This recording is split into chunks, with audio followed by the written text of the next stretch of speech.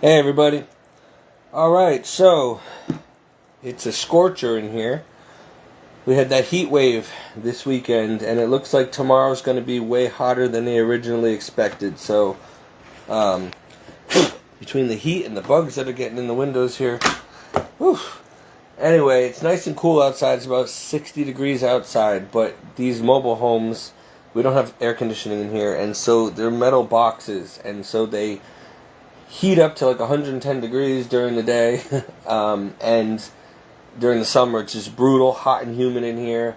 And then in the winter it is like an ice box. It freezes, and so it's always cold. Even though we have heat, it's cold. So anyway, this is an old trailer. If you had one that's one of the newer models, modern ones, then you're lucky. It's like a house. But these old 1970 trailers, drafty, buggy, moldy, stinky, not easy living. It's like being in Sturbridge Village or like living like the Amish back in 1700 or something. Anyway, I'm just having my iced coffee, waiting for some people to come on to this video so I want to teach you guys a prayer by Saint Therese, the Little Flower of the Child Jesus. That it's a novena, actually. I want to do it with you guys on the phone because I'm starting it tonight, and I've done it in the past, and I've gotten exactly what I asked for on the day that I finished the 9th day of the novena. Immediately after I finished the novena, I finished saying the last prayer, everything just fell into place. And so I want to get back to it. I just got to figure out a worthy request that the Lord will want to answer. I need a lot of things. I need money. I need a house. I need a better job or career. I need a vocation. I still want to be a priest, but at this point, 42 years old, I really wouldn't mind having a wife and kids. At this point, I mean, if I can't be a priest or father of many, then I could still be a husband and father of some, right? But with the way the world is going, I don't know how much time we have for any of this. So I leave it all up to the Lord. But you can still pray and ask. So let me unplug this phone here and put you on the charger, and let's get started. So again, I'm only teaching this because it works. And so if you want to see miracles, then you want to do this. You want to try this. It's not superstition. The Pieta Prayer Book. Now they've revised it and called it the Pieta Prayer Book of the Apocalypse, the end times. But I've had this thing for many years. And what I want to do is teach you the novena to Saint Teresa, the Little Flower of the Child Jesus.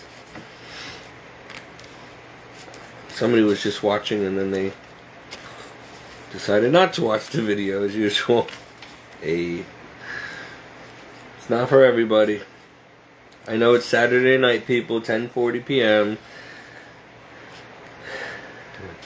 You'd rather be doing something more fun or worldly. You don't want to waste your weekend off praying, right? Yeah, I used to be like you. But now I'd rather be here doing this than at some bar or casino wasting my money and destroying my body and my soul. But then again, I'm 42 years old, so I think like a 42-year-old.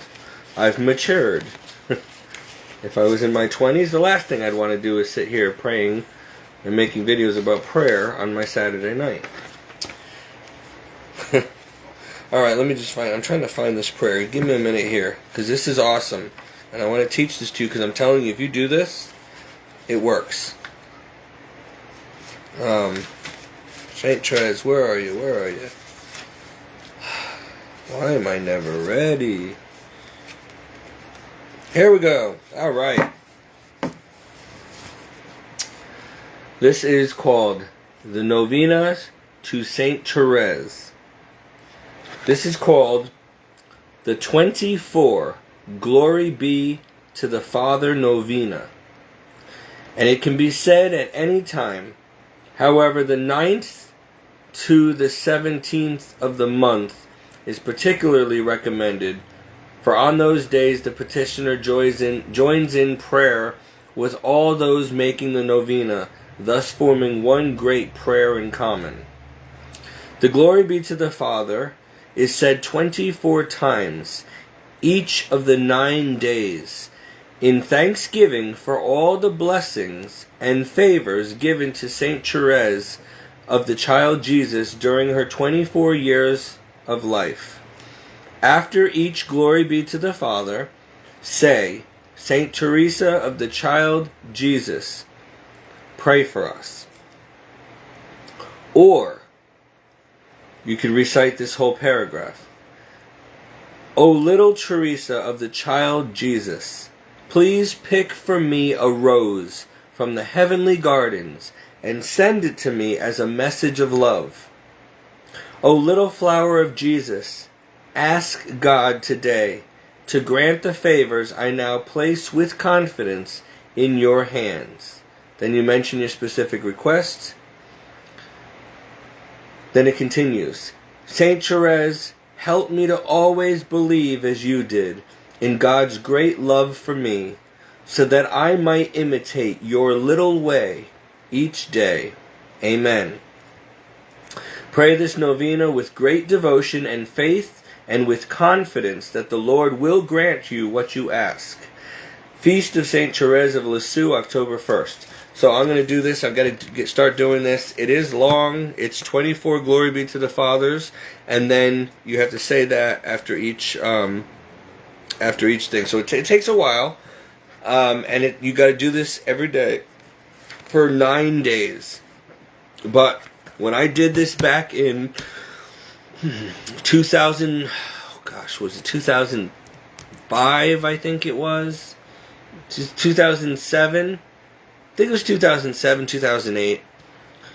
That's when this book came into my life, actually. Really thrust me into holiness and sanctity a lot faster. I started doing this. I used to pray almost every prayer in this book every day.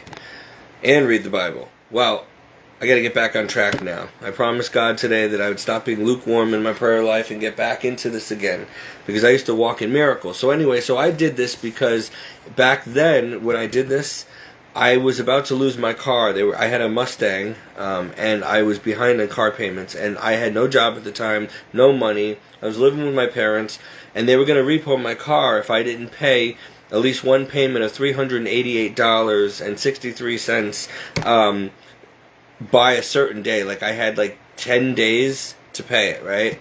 12 days to pay it, something like that. And if I didn't have the money in time, I would have had my car repoed. Well, so I had no choice but to do this novena. Now, I was in acting at the time, right? So I hadn't had any auditions scheduled or anything. And so my prayer to St. Therese was, I did this, and I kept asking that God would help me get an acting gig so that I can make the money I need, because the acting gigs pay you every day, one paycheck for every day. So if I work for 7 days straight, I get a separate W-2 and a separate paycheck for each day I work. And some days you can make a couple grand, right, a day, if it's a long day. I'm in a Screen Actors Guild, so I make a lot more than the average non-union, right? So anyway, as it worked out, now, the Screen Actors Guild, they pay you anytime within a couple business days to months. It could take months sometimes. Well, this was a miracle, because on the 9th day I finished this prayer novena, I got a phone call. Well, first, let me go back. First, there's a promise attached to this, that you will receive a rose from heaven, okay? If God's answer to you is yes. Somehow you'll get a red rose or a white rose, whatever rose you choose, whatever color, right? So I chose a long stem majestic red rose. That's what I asked for as an answer, right? So that God was going to help me. And soon as I finished saying the last prayer on the 9th day, my friend Jeannie was on her way home from work. It was 8 o'clock at night, and she shows up in my house, and she comes into my bedroom with a big, beautiful red rose, a majestic long stem rose. And I'm like, I guess God's going to answer this prayer because I just got the rose. I'm like, why are you bringing me this rose? She goes, I don't know. She goes, I was driving home and then something told me to pull into the gas station. I didn't know why. And I saw this rose in the bucket. It was the last one. So I went in there and bought it for you and then drove all the way across town to bring it here just, I guess, to show you that I love you and that you're my friend. She's like, anyway, I got to go. Bye. And I'm like, no, wait a minute before you leave. Let me tell you what you really did. I said, God sent you to give me that rose as confirmation that he heard my prayer and it was coming. She's like, yeah, okay, whatever. She was kind of like an atheist. She didn't really believe. And she's like, I gotta go, bye. And I'm like, whatever. So he uses the weirdest people to deliver, right? So anyway, as soon as she leaves, I get a phone call from a casting director. Hey, can you work on this movie tomorrow in New York City? It's called Naus York. It's like you're going to play a Jewish character and this and I'm like, yeah, definitely, okay, fine. I never auditioned for it, but I got the role. So now, the next day, I get into the taxi. I drive down to the train station in New Haven. I get on the train. It's a 2-hour train ride. I get to Grand Central Station in New York City. Then I take a taxi cab from there to the address where I'm supposed to be to film this movie. And this guy brings me to some borough, and I don't see any production trucks, any production vans, any kind of cast and crew, no signs, nothing that shows me a movie's being filmed in this area. So I'm like, I'm late. It's 8 o'clock. I'm supposed to be on set in wardrobe. Like, I'm really late. That you brought me to the wrong place. He said, no, this is it. This is it. And I'm like, sir, it can't be. Did you see any movie sets around here? Like, this is, and he's like, listen, this is it. I'm not bringing you anywhere else. So I get out of the car and he drives off. And I'm like, I don't even know if I got paid the guy, actually, because he took off. He was mad at me that I was accusing him of bringing me to the wrong destination. So now I'm like, great, I don't know where I am in New York. I know I'm late, and I don't know where to go, and there's no other cabs around. There was nobody around.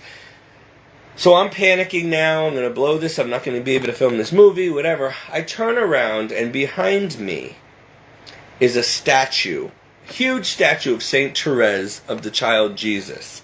And in her arms, this big bronze statue, in her arms were 12 roses, a dozen red long stem roses, fresh, falling out of her arms. One actually fell to my feet. And then I look behind the statue and I see a church, and it's St. Therese of the Child Jesus Church in like Brooklyn, New York. And I'm like, okay, this is not a coincidence because I just prayed the prayer for this and now here I am.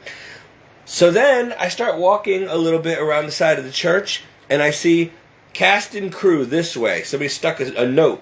I was on the wrong side of the block. So I go around the other side of the building, and there's all the cast and crew and the production trucks and all that stuff. And I had to go downstairs in that church. Now, this is divine timing. Imagine how God had to perfectly orchestrate this. That I so happen to pray the prayer, the 9-day novena to St. Therese, okay, to get an answer, to get a movie gig in time so I can make enough money to pay for this bill before they repo my car. And not only do I get a gig just like that, and a rose, which is promised, but I am now at St. Therese Church in New York City. And then, okay, I get in there and there's all these photos of Jesus and Mary because it's a church. They actually rented the downstairs of the church for the production company for this film set so that we can do wardrobe and makeup in the church. So that was awesome. And I'm like, okay, this is divinely done because it was so perfect. Like, God knew I was going to be there in a few days, like, you know, and so it was a religious part I got to film. And it was awesome. Well, guess what's even awesome about this is I filmed one day, I believe. It was one day. And that's all they needed me for my scene. Would you believe that within 2 days I was paid? That normally it takes a couple weeks to a couple months to get your paycheck sometimes from these Hollywood production companies. They paid me immediately within a couple days so that I had, and guess what? This is how miraculous it is. I asked for $388.63. That's all I needed to pay for this car so they wouldn't repo it. And after taxes, after New York taxes and Connecticut state taxes, because I live in Connecticut but I work in New York, I got net $388.63. This is unbelievable. Nobody would believe this, but I'm telling you, that's what I'm saying. That's how God is.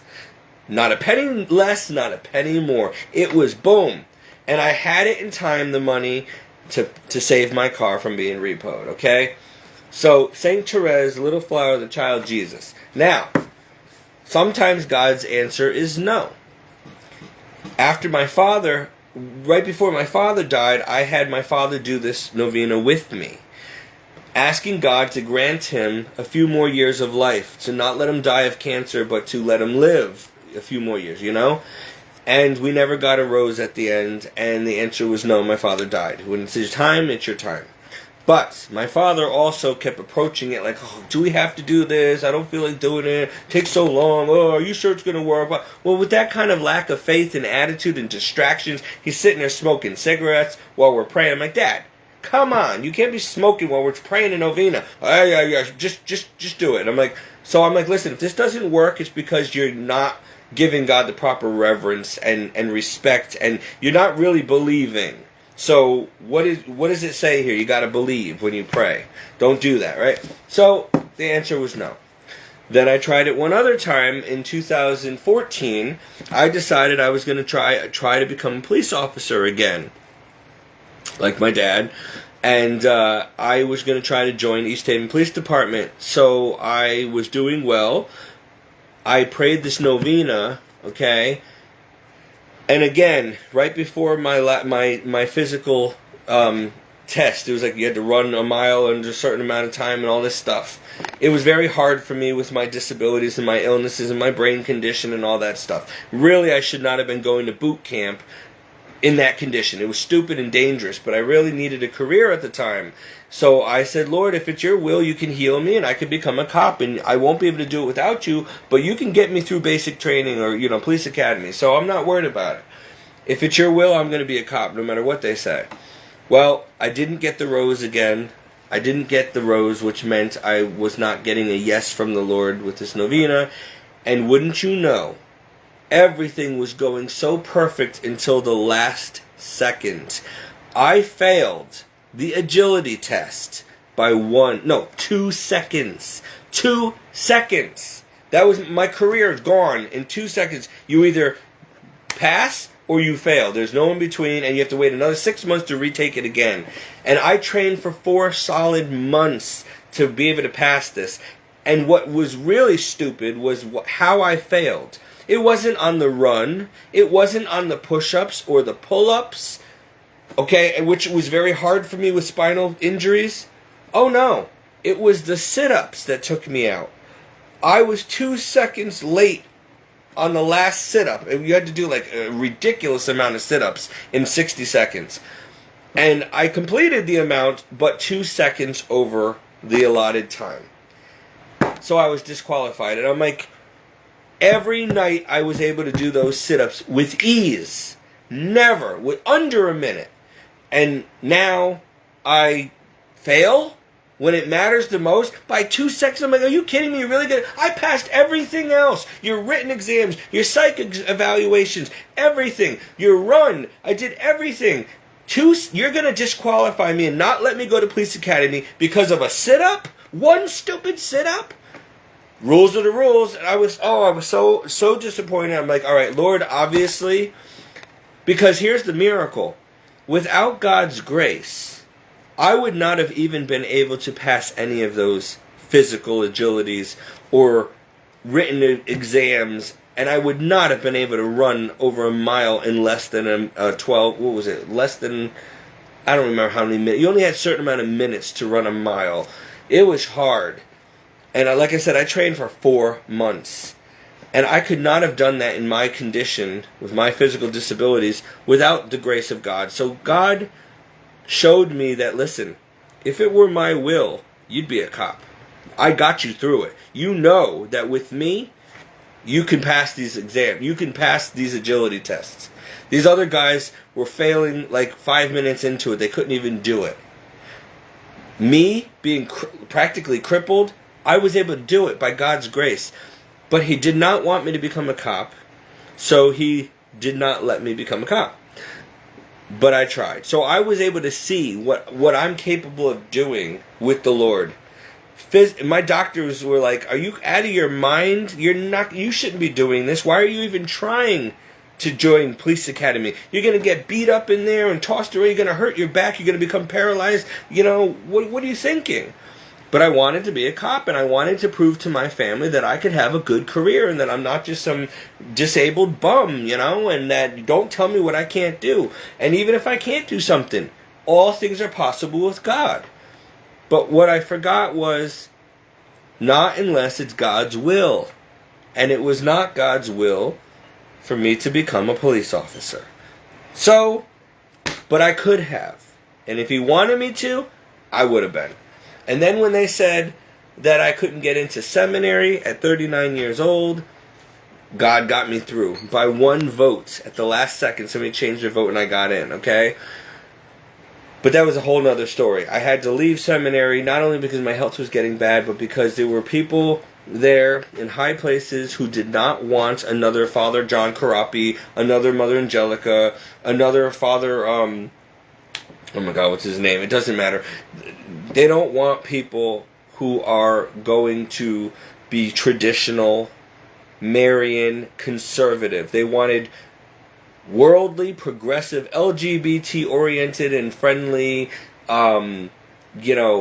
abortion promoting, basically heretics, false priests. They wanted evil priests. They didn't want somebody like me who wants to pray the rosary, who wants to be a holy and a saint, who wants to obey God, who wants to be traditional, who's conservative. They didn't like me. I was the only Trump supporter there.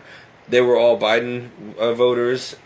They were all Democrat. I was Republican. I mean, it couldn't have been the worst seminary for me to be going to. It couldn't have been the worst religious order to join. So I lasted 6 months. A little bit more. No, 6 months. Yeah, a little over 6 months. I was in my second semester and I just quit. There's a lot more to the story. I mean, what they did to me in El Paso, and I almost died. It was horrible. Let me tell you, I'm not trying to speak bad about God's church, but Satan has got his people in high places, even in the Catholic Church. And they told me, we can make you disappear just like that. And they tried to. Literally. Disappear. Tried to. I escaped, called the police, went on church militant, called the FBI. Supposedly they're still investigating, but I don't know. And so here I am today, and now I don't have a vocation to the priesthood, which is something I wanted since I was a child. Apparently, again, either not God's will, or he changed his plans. Maybe we're in the end times and he's speeding things up and there's no longer time for me to become a priest. Or maybe he had me there to see what was really going on there, and it was bad. It was bad.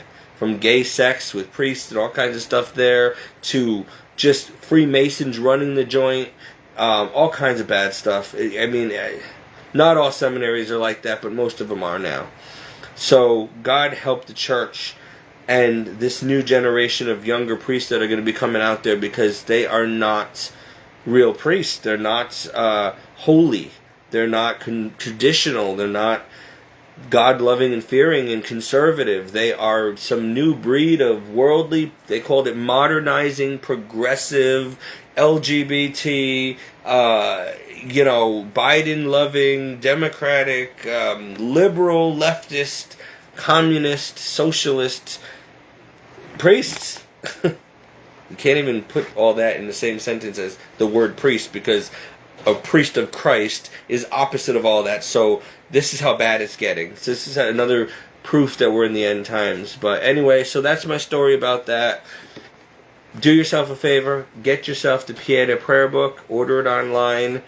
This book really helped me get close to the Lord and walk in miracles. And again, I'm starting the novena tonight. Again, it's going to be my 4th attempt. The very first time I did it, it worked. This next 2 times it didn't. The answer was no. I did not get my rose. and I did not get the answer. But I also know that I was very distracted the next 2 times. Like, for example, I had to work at a fair with Jeannie, my ex-girlfriend, and we were running a fair. We were working at a fair in Goshen, Connecticut, or whatever, for a week. And it was during the week where I had to get my novena, and we would work like 12 to 15-hour days. So I had to do this novena on my break, okay, in a public, very busy country fair, and I couldn't pray in front of people because it was offending people. So I literally had to go under our table and sit under a table under a tablecloth and pray the prayers, the 9-day novena every day under the table. Like, and it was people were like, "What are you doing going under the table for like a half hour every day?" And I'm like, I have to have my privacy with God and do my prayers. It's loud in here where people are shopping, like there's nowhere to go where I can go and pray, where it's not going to be politically incorrect. So I had to go under our booth table. But I couldn't focus as much, and it really isn't good proper reverence. Couldn't be on my knees. I couldn't do anything right. So maybe that's another reason why the prayers didn't get answered, because I didn't give God 100%, So, or maybe his answer was no. So I'm going to try it a 4th time, starting tonight.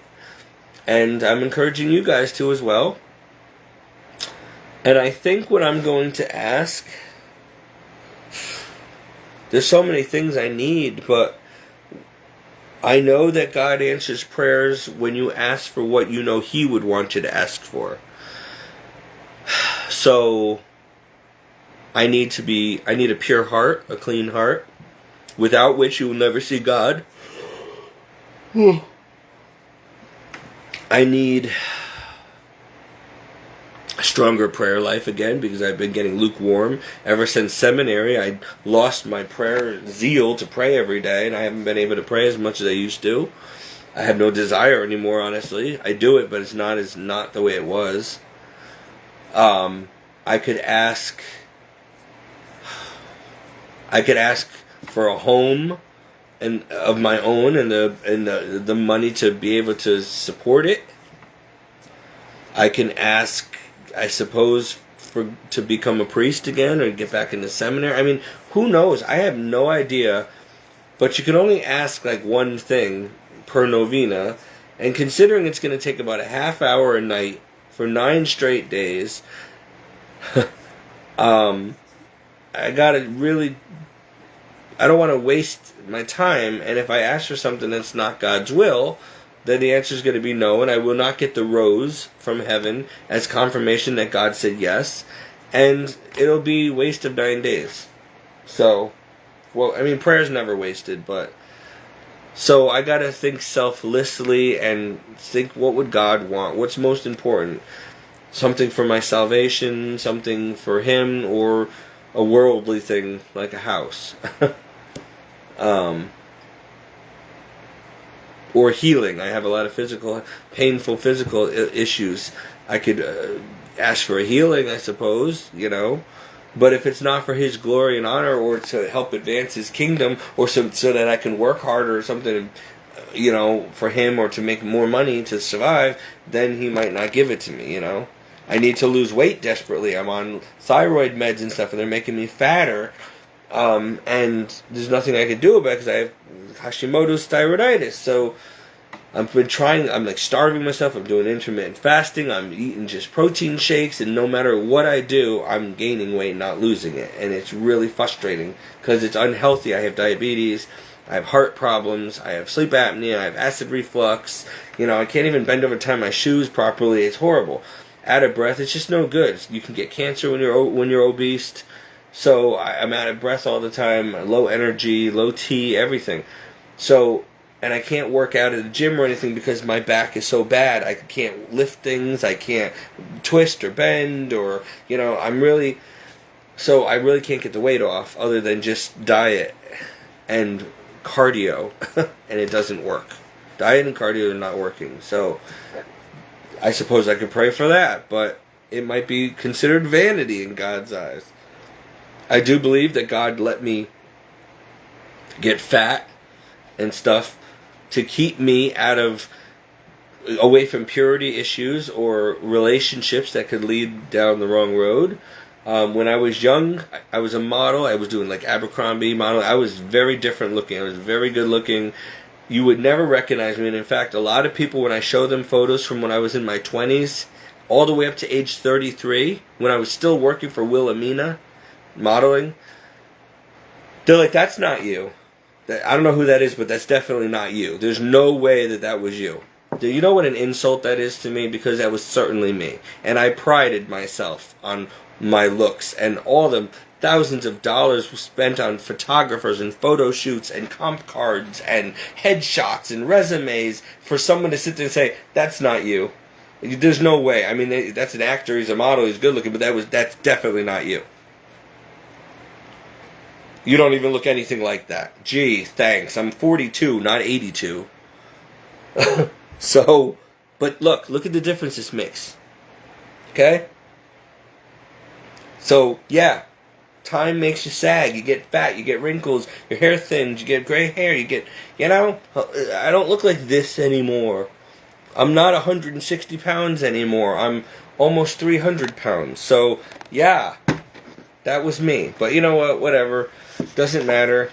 When I started walking with Christ, I lost my health, I lost my sports car, I lost my family, I lost my dogs, I lost my home, I lost my looks, my acting and modeling career, or rather, not only lost, but had to give up a lot of these things. I lost my social life, my friends, all my worldly friends, girlfriends, family, everybody left me, ditched me, literally.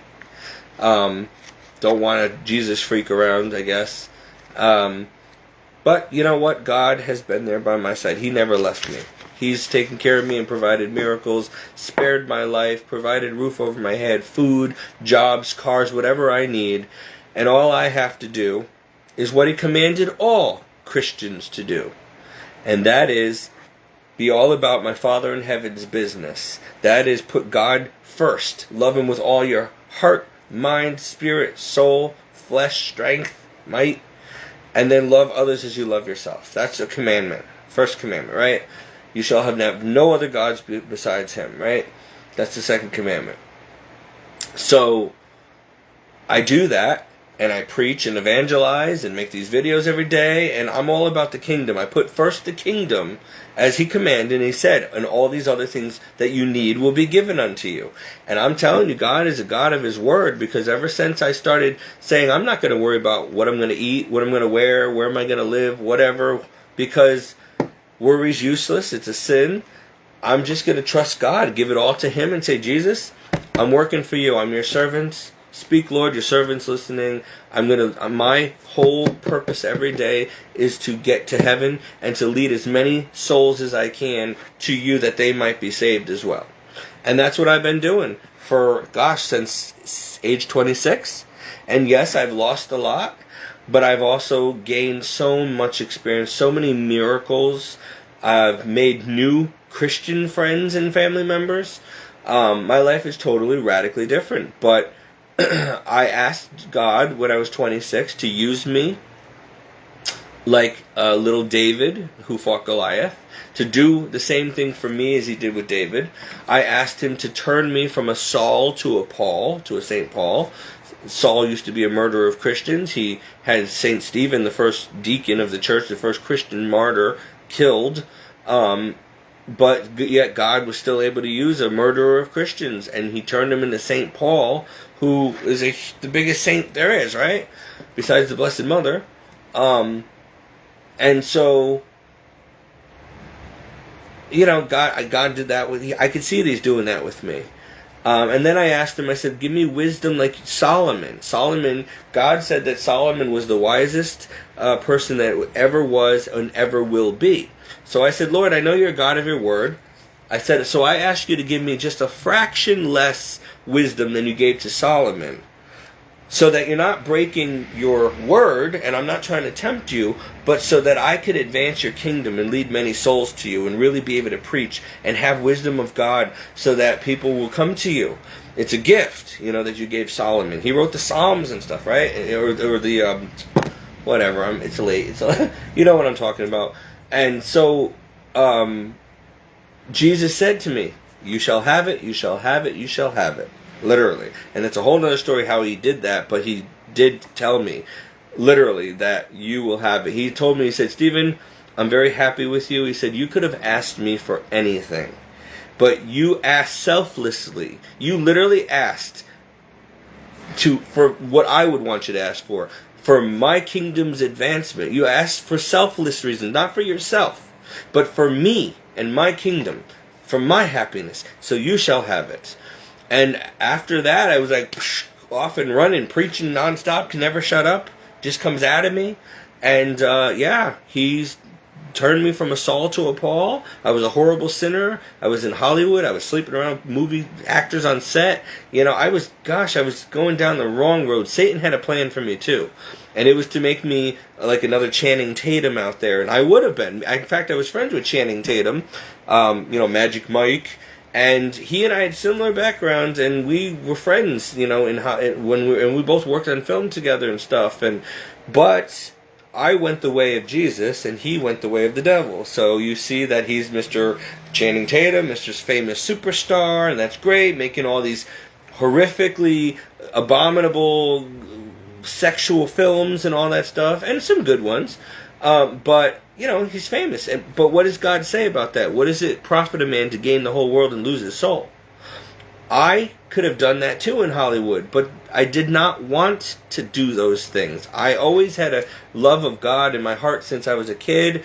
I knew right from wrong, and I knew that there was movies, and I made some movies out there that I hope nobody will ever see because they're bad, but I didn't like it, and it was forced on me. See, Hollywood owns you, and you're in contracts. They'll sue you if you don't do what they tell you, right? So it's not, I don't know why people want to sell their soul literally like that and get in there. They don't tell you that until you sign on the dotted line, and now they own you, for X amount of time. And it was horrible. And so I got out of there as soon as I could. And yeah, okay, I'm not a multimillionaire, and I'm not a household name, and I'm not famous and gorgeous, and I'm not Channing Tatum, but who cares? Like, do you know how much more it means to me to know that when I really need something, and every human being I know, my family and friends, have turned their back to me and literally left me to die in the street, the Lord came and stepped in himself and got me a place and gave me everything I ever needed: food, shelter, clothing, a car,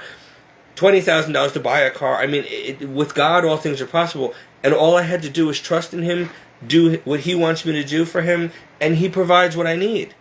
And so, think about that. I could earn millions of dollars being an actor, having fun, and it was fun, doing movies and this and that. Or you can have Almighty God, the one and only, Alpha and Omega, draw close to you, consider you his child, adopt you into his family, have your back, and literally perform miracles for you.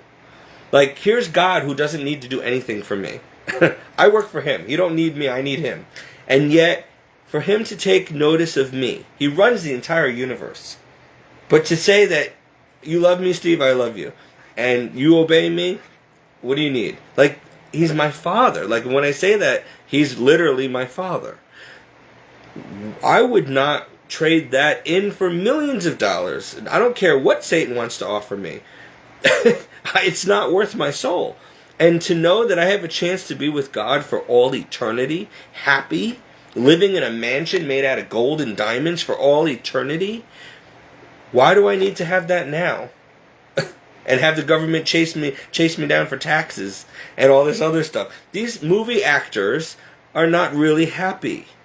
They can't possibly be happy because they know that they're probably going to hell. They sold their soul. They're forced into contracts.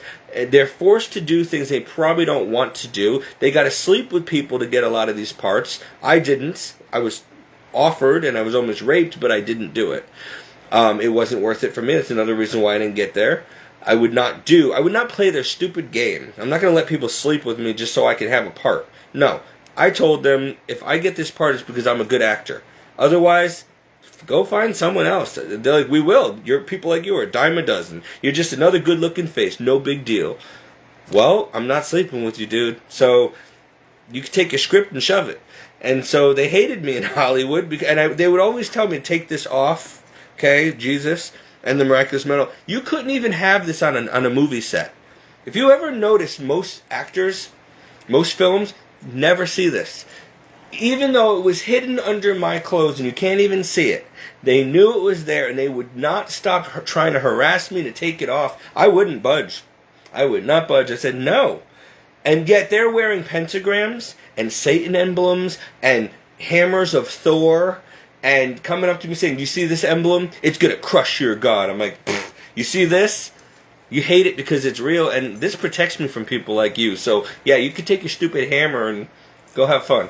But me, I'm keeping it on. So, roll the camera, or I'm out of here. You can't leave. You're in a contract. Well, then you're going to roll the camera. And if you keep bothering me, you're going to see it on film. So stop.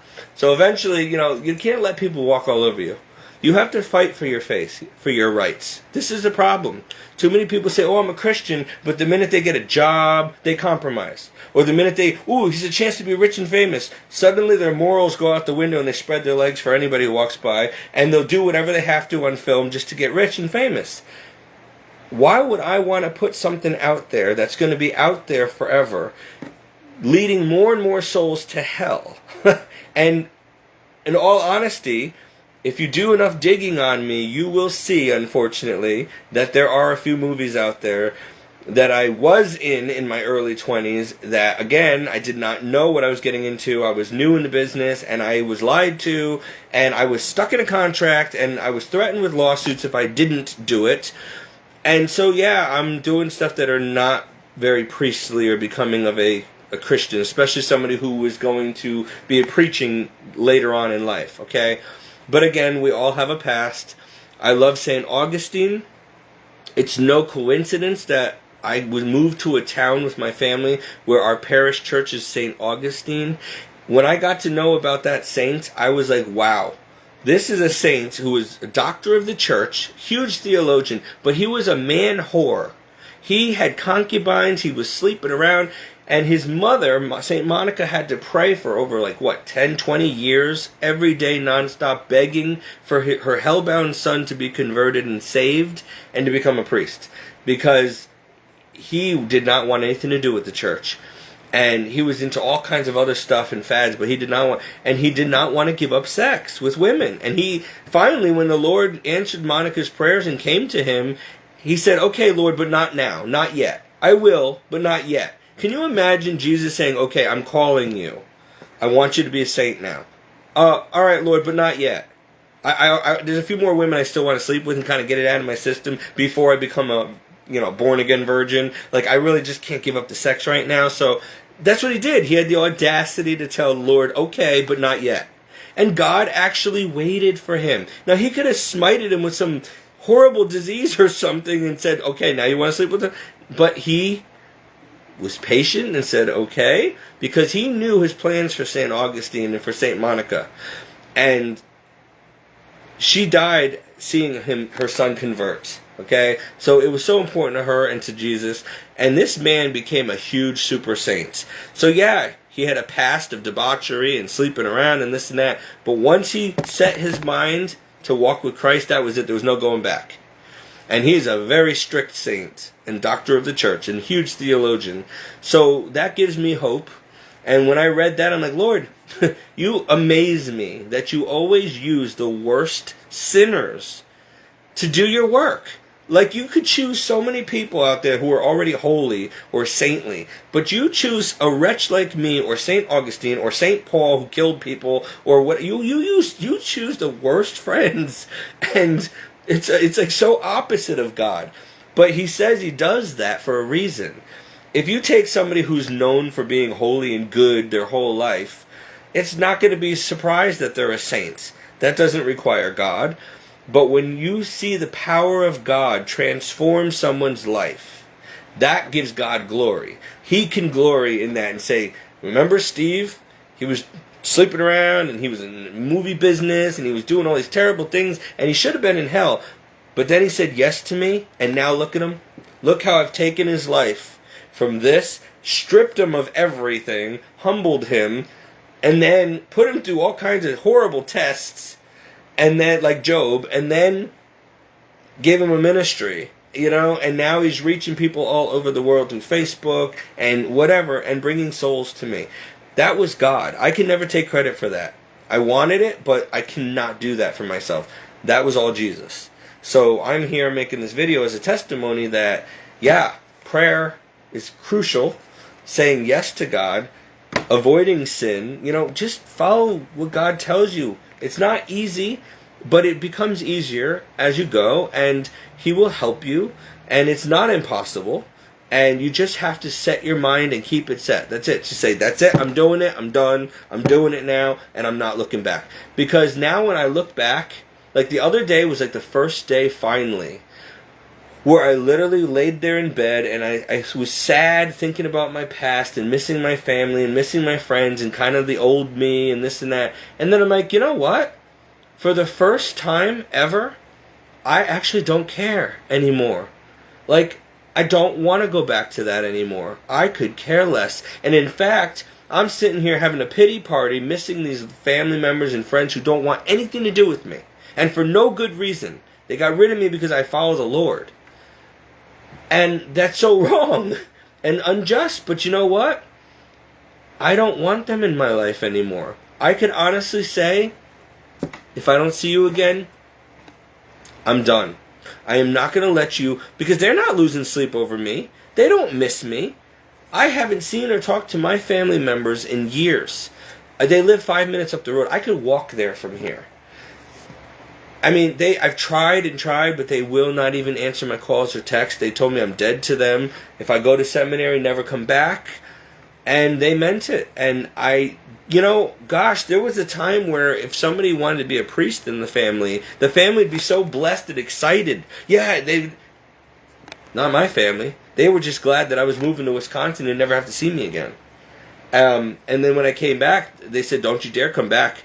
You'll be on the street. We're not taking you in. I'm like, but you could offer me jobs where you work, and you have plenty of extra bedrooms, and you have 6-figure incomes, and I just need to get my life restarted. Like, come on, it didn't work out at seminary. It's not my fault. I tried. You can't fault me for trying. Nope, we warned you not to do it, and you had to be all holy roller and do it, so now you're on your own. I'm like, it's the middle of February. It's winter time. There's a pandemic. I have no money. I have no car. I have no shelter. I'll die. Yep. Go die in the street. Go live under a bridge. That's what my family told me. So, until recently, I missed them terribly, and I pray for them constantly, and I still love them, and I wish that I could just make amends with them and see them again. But now I'm kind of like, wow, what horrible people. Like, who does that to your family? And I'm too good for them because of the Lord. Not because of me, but they don't deserve me. They're living hellbound lives. I pray for them. I don't want them to be lost, but they don't deserve me. I've done nothing wrong. I'm trying to be a saint here, and they hate me.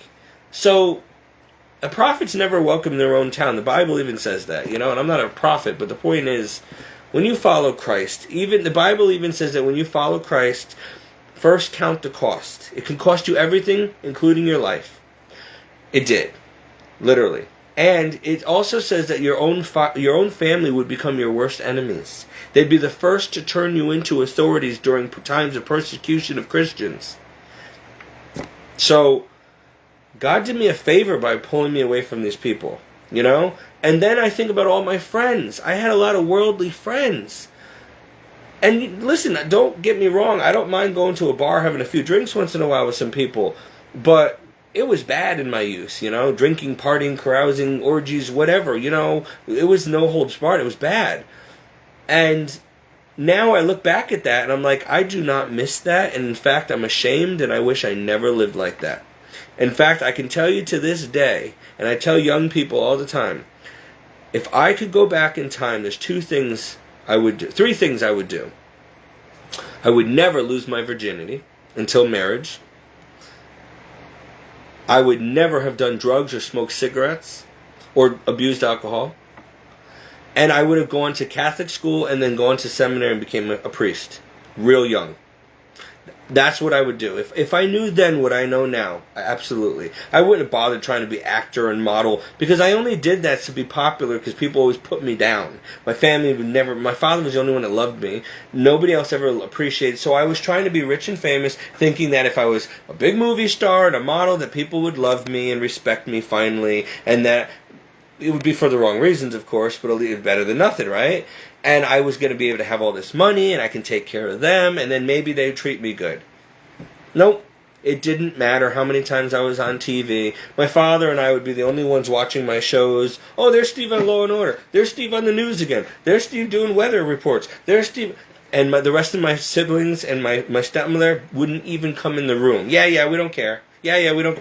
You don't care? Do you have any idea how much work I put into that? That's my job. Like, you all pat each other on the back and throw a party every time you get a promotion or a job. Like, that's my career. Why can't you ever celebrate my achievements? Nope.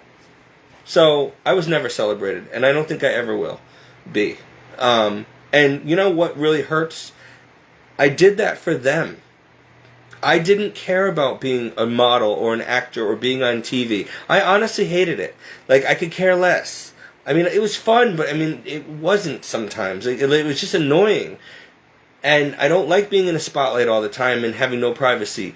And these people just were jealous, and they just didn't care. And the whole time I was doing it for them because I wanted them to be proud of me. And I wanted to show them that, okay, I have health issues and I'm not the smartest student in this and that, but I can do something big in my life. And when I become rich and famous, I'm going to be opening orphanages and churches, and I'm going to feed the poor, and I'm going to do some big things. Maybe I'll be a politician. I'm going to use my fame for good things. You'll see. You'll be proud of me one day. But now they laugh at me and say, oh, everything you ever tried to do never came to pass. You tried to be a priest, that didn't happen. You tried to be a cop twice, that didn't happen. Your acting career went down the hill. You left just when you were about to be a movie star. You quit. I mean, what's that all about after all these years and wasted money? They'll never get it. I was trying to walk with the Lord and still have my feet in the world at the same time. And it got to a point in my late 20s, early 30s, where I knew that I could go no further. And the Lord was like, Stephen, you can have whatever you want. But if you want me, and you want to go to heaven, you have to choose. You cannot have both. I'm not sharing you, and I have too much for you to do. You cannot do both. So you either get rid of all of that and show me that you love me and that you'll obey me. Or, like the rich young ruler who asked me, Lord, how I do all these great things, how can I go to heaven? And he said, okay, you really want to come to heaven? You want to be my disciple? Go and sell all your things, say goodbye to your family, and follow me. Give all your money to the poor and follow me. And he's like, but I'm like a multimillionaire. I have all this stuff. You want me to get rid of everything, give it to the poor? And he walked away sad. And he lost his eternity because he had a chance to be like the 13th disciple. And instead, he was this close. But he would not let go of the world and his family and all of his possessions that he loved so much. And Jesus would have given it all back to him when he got to heaven. Or maybe in his life later on. But the test was, how much will you risk for me? Do you really want to go to heaven? Do you really want to be my disciple? Then go do that and show me. Prove it to me. And he couldn't. And that's the dangers of being rich and having a lot of success in life. It's easier for someone who's poor and desperate to come to the Lord, and I depend on God for everything. Sometimes I don't know where my next meal is coming from, but I know it's coming. Because I just pray to the Lord, and in the meantime, I make videos, and I preach, and I pray, and I go to church, and I know, don't worry about it, the Lord promised me He'll handle, and He always does. Always does. So I just got to be about His business, right? And that's why I'm using my own personal testimony to tell as many people I can. And still, like a lot of my closest friends and people even on my Facebook, maybe they'll watch my videos or whatever, but they don't want to hang out with me. They don't want to change their ways. They don't really believe. I mean, maybe like, oh, he means well, he's a nice guy, but he's a little kooky, or, I don't know. I don't know what they think, and I really don't care because I know the truth. And I'll tell you this much, yeah, I miss you guys very much. I miss my friends. I miss my family. But you have no idea what God has done in my life and what He's shown me. Supernatural things. I really hope that's a skunk outside the window and not somebody smoking a joint right outside my trailer. Because it stinks. And you have nothing better to do with your time and money. Trailer park living. Whatever, I hope you're at least getting something from my sermon.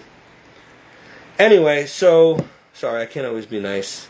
I hate the smell of marijuana, and it's like, it reeks through this park. And that's what they do all night long. And I have the windows open because it's 100 degrees in here, but now I gotta breathe in like an immense amount of weed, and it's giving me a headache, and it's disgusting, and I don't want to do drugs, and I'm being forced to, because these people, they're all unemployed drug addicts and alcoholics. It's crazy. Anyway, like I was saying, if you got money to waste on drugs, give it to me. I gotta pay the rent. Yeah, so anyway, I use my testimony, guys, because I'm telling you Jesus is real. And His mother's real for you non-Catholics out there. Yes, she gave birth to Him, but she didn't just drop off the planet after giving birth to the Lord. She's very, very active in heaven. She still comes down to earth. She talks to some of us. I've seen her on at least 1 to 2 occasions. My father even saw her before he died. I can't get you to believe that. It doesn't matter. All I know is because of her, I am on fire for her son and ministry. She brought me back to Jesus because I had no idea how far off from Him I was. And then I got her medal, and this came to me miraculously. I asked her for it, and the next day my father got out of bed on his day off, went to a nun's convent, got this medal out of 50 different medals to choose from. He got this one for my birthday and brings it to me. And says, here, I went to a nun's convent. I'm like, why? And he's like, and I got you this medal, and I don't know why. And I'm like, because the Blessed Mother sent you to get me this medal. And then I got the green scapular, and I started handing out medals and scapulars for years. And I got to tell you, the conversion stories. Prostitutes I gave it to, just quitting and going and getting married, having normal lives. Crack addicts, dropping the habit after going to confession one time, never touched the stuff again. I mean, Mary is powerful. The rosary is powerful. Jesus is the ultimate source of everybody's power, including Mary's. But the point is, she helps him. And so even if you don't want to give Mary proper respect, you still need Jesus. That's an absolute. And I'm telling you, you are wasting your life if you do not know Him and you're not trying to know Him. And I don't know where you think you're going because, I'll die and that's it. No. I've died. I've seen. That is not it. Death is just the beginning of eternal life in one of 2 places. And that much I know for sure. And I don't want to go to hell. And I don't want anybody there. It's a horrific place. And I'm telling you, it's real. And so I don't know how to jam it in people's heads. You can't. All I could do is just keep planting seeds and telling you people from the bottom of my heart, as passionately as possible, this is real. And so what are you going to do about it? That's all I can tell you. And I'm trying to show you guys what little things you can do. Just start off with 1 or 2 of these prayers a day. It will help you. Ask for whatever you need. Ask Jesus. He will help you. He wants you saved. He's on your side. Ask Him for faith. Ask Him for a prayer life. He's your Father. He loves you. He created you. He knew you were going to be here. He wanted you to be here. There's a reason for you. So why would He do that and then just abandon you and say, I don't want you? That doesn't make any sense. We leave God. He never leaves us. We leave Him. So He's not going to force Himself on us, but He's there waiting for us at any time we want to come back. Like any good parent. So understand that you have a loving Father who's in heaven. He's God. And you could be His child, and He's waiting for you. Right now. You could get on your knees right now and say, Lord, I want to come home. I want to be with you. I want to forgive me my sins. Please be my Savior. Help me start getting on the road with you. I want to be saved, and I want to give you the rest of my life. I literally want to serve you. I'm done with this. I'm done with living like the world. I don't want to go to hell. What do I do? Jesus will answer you. I'm telling you. If He was there for me, and some even worse sinners, he will be there for you. So knowing that, you really have no excuse other than you just don't want God and you don't want to go to heaven. And it's really out of laziness, because you know you want to go to heaven. You don't want to burn in fire for eternity. And you know inside your heart of hearts that this is all true. But some of you are just so lazy or depressed, and you just can't seem to move, and you can't get yourself to go to church, or you can't get yourself to pray. You come up with all these excuses or reasons, or procrastinating, or I'll put it off till later, or what. What are you doing? What if you don't wake up tomorrow? You're going to miss out on eternity for some stupid reason. You got no excuses in reality. Honestly, if I can spend my weekends off, my only times off, doing this, I do these videos at work. I'm always doing it. Like, if I find the time to have church and to have fellowship with you people and to preach the good news of Christ, that he's waiting for you, he loves you, he wants to save you. I do this, so don't tell me you have time to watch this video. You could be praying. You could be making one. Or you could at least join me when I do my prayer videos. I mean, come on, guys, we have no excuse. It's amazing how we have nothing but time when we want to go watch TV or do some other thing, but we don't have time for God. So that's your choice. That's all I got to say. But and why do I love the Catholic faith so much?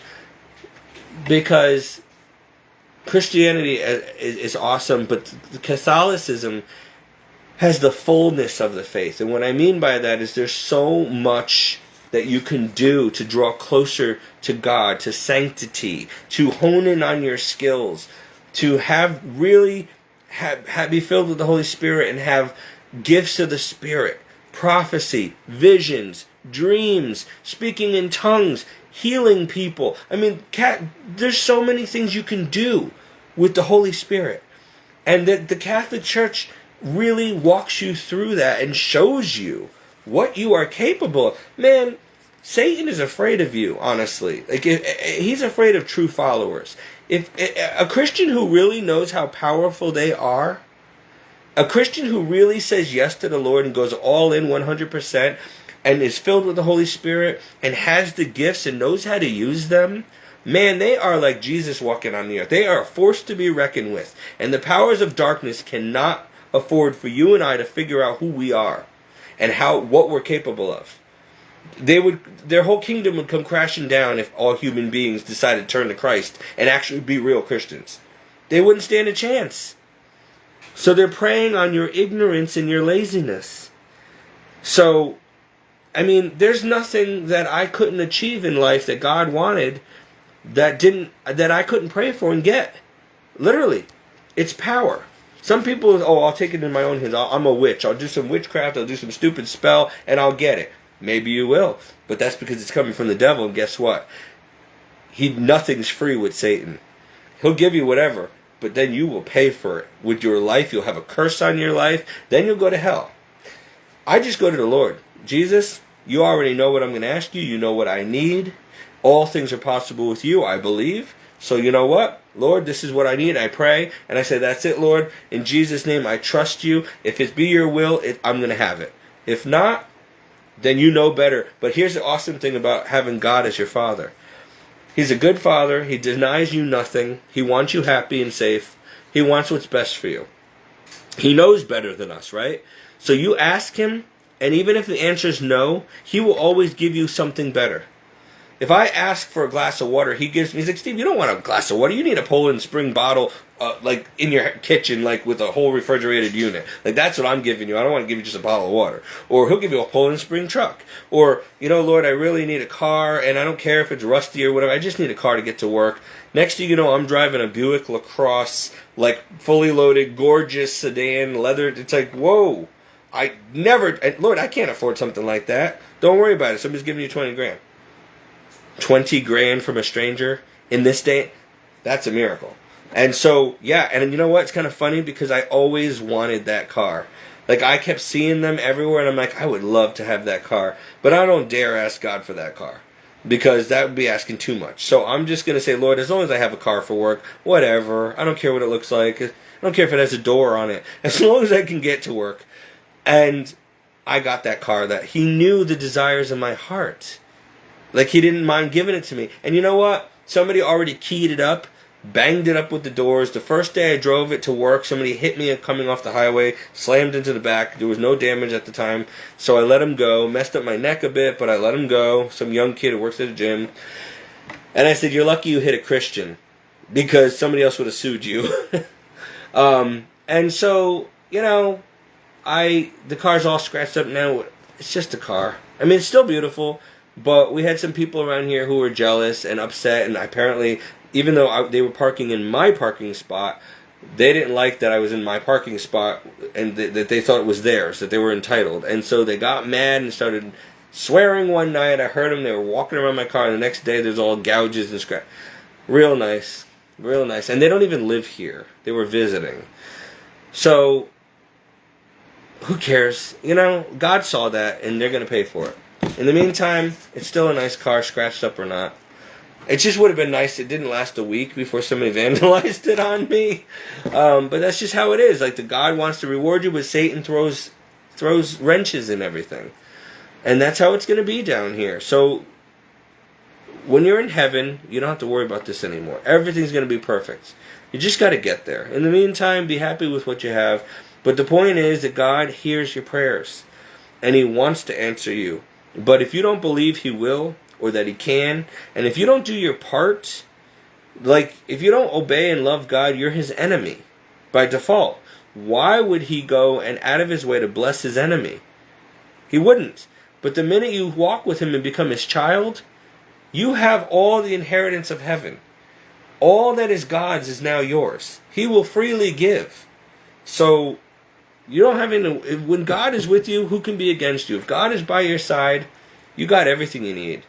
And I've learned that. And and I tell the Lord, I'm like, Lord, it's great. Sometimes I do get sad and depressed though, Lord, because I can't touch you like a father. I can't give you a hug. I can't call you on the phone. I can't, it's like, yeah, I love you and I know you're there and stuff, but it's like sometimes you just want a human, like I wish Jesus would just show up in my house one day and give me a hug and tell me it's okay, just for a minute so I can, have some human interaction, because I am human. And so, and I don't have family and many friends or a relationship or whatever. It's hard, it's lonely.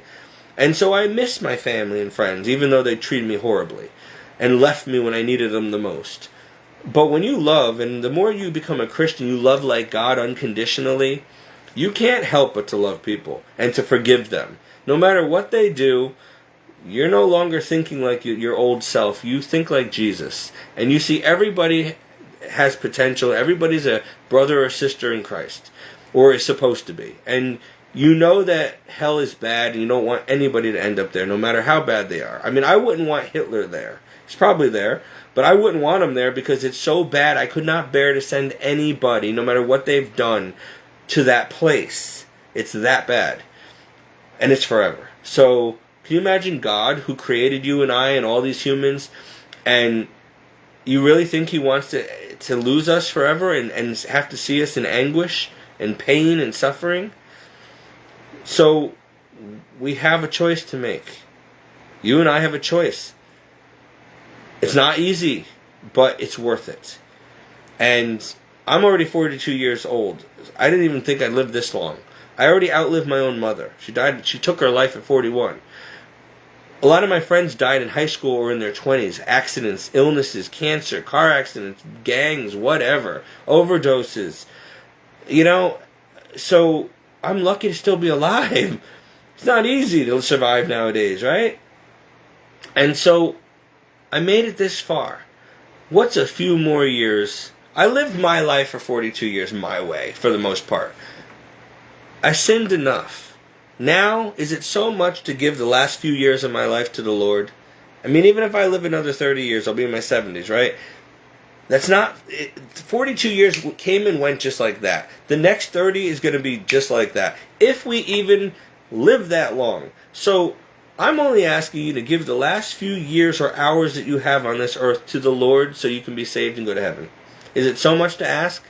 Like, you've done everything you could possibly want to do in the world. You know how the world is. You've done it your way already. Now it's time for you to give God His time. Obey him now. Do it his way. Try. See what it's like. I'm telling you, you will not be disappointed. I know it seems like Christians have no fun, no life, everything's... I'm telling you, it's not like that at all. I can't explain it to you in words. You just have to experience it, and you can't experience it until you join us, until you get right with the Lord. Then you're gonna feel the Holy Spirit. You're gonna feel different. You're gonna see the world differently. Everything is different. It's easier. Like, I can't explain it. And even though you might be going through trials, or you might not have all the things you had before, you don't care. You're free. It's like you're free. You're disconnected from this world and its chains, its slavery, and you're free to think for yourself. And you're free to live, truly live. And you're free to come to know God and to walk in miracles and everything that the world, the majority of society who's on a hamster wheel every day, who don't know God, they're stuck. They're slaves to the devil's system. And they don't even realize that every day they're on a hamster wheel. The same thing. And so maybe they'll drink and do drugs or whatever, try to have fun, have sex, whatever. But it's temporary gratification. And that's it. And then they're back to being miserable again. And they don't know why they're empty. They don't know why they're miserable and unfulfilled. Even their best day on earth without the Lord is nothing in comparison to a day with him. So, like, my best day on earth doesn't compare to my worst day in life with the Lord. So, even my worst day with Jesus is better than my best day on earth without him, when I had dogs and girlfriends and sports cars and an acting career and a family who loved me and good health and all that. I would still give all that up again for Jesus, because I know better now. I know now what I didn't know then. And I just wish I could have known then what I know now. I mean, man, I would have dominated this planet had I been walking with Jesus when I was young and good looking and healthy and successful. Wow, I could have done so much. So I can't make up for lost time, but I've got to at least start now, today, and keep moving forward one day at a time. You can't just say, oh, well, it's too late. No, it's not too late. What you do today is going to decide where you spend eternity. So you can either start walking with the Lord now and say, okay, I'm going to do this Christianity thing now, and I'm going to do it right. I'm going all in. I've played around enough. I did it my way. It wasn't that great. Let's see what the Lord has to offer. And I'm going to go to heaven. I'm setting my mind. I'm keeping it set no matter what. Even if someone puts a gun to my head and kills me, I don't care. And let me tell you, when you are a Christian, a real Christian, you're not going to care if somebody puts a gun to your head. I'm telling you, it's scary, but I've had it happen. But you're not going to care.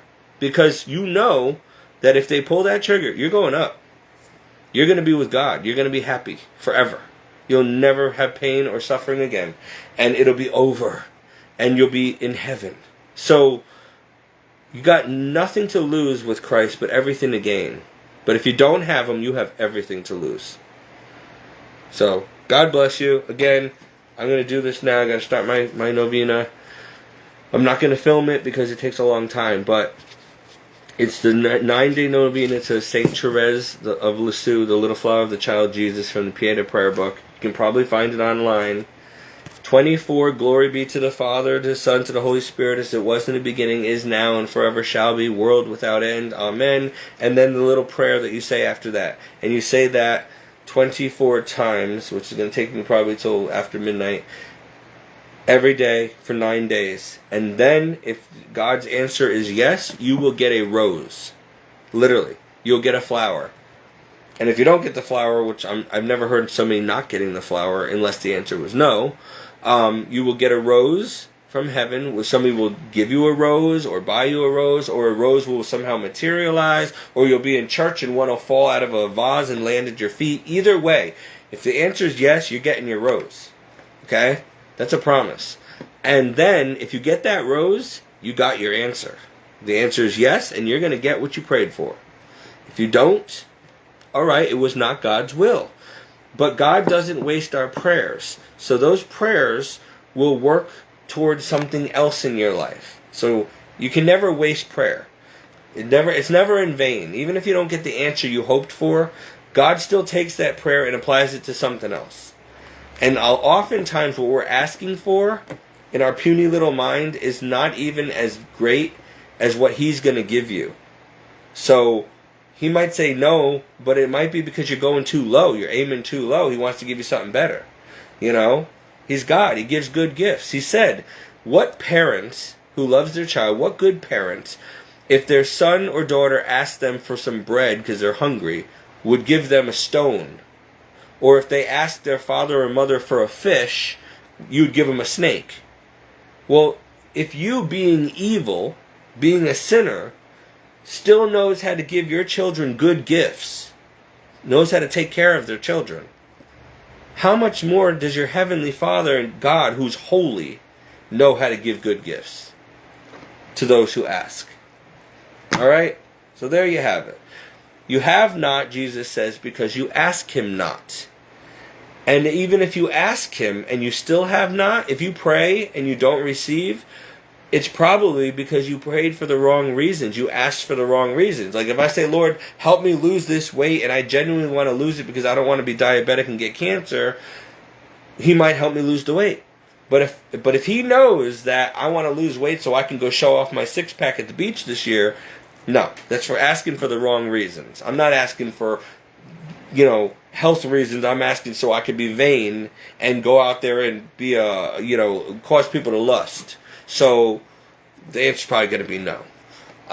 Or if he knows that if he gives me that and I start walking around feeling confident, I'm going to get sidetracked and start dating somebody, maybe sleep with them, lose my soul, whatever, and mess up his plan. So no, Steve, sorry, I'm going to keep you fat this way you don't date and mess up and start getting involved in some relationship that I don't want you in, and you mess up my plans. Okay, so I know how you are, Steve. So, so that's another way of looking at it. So, all right.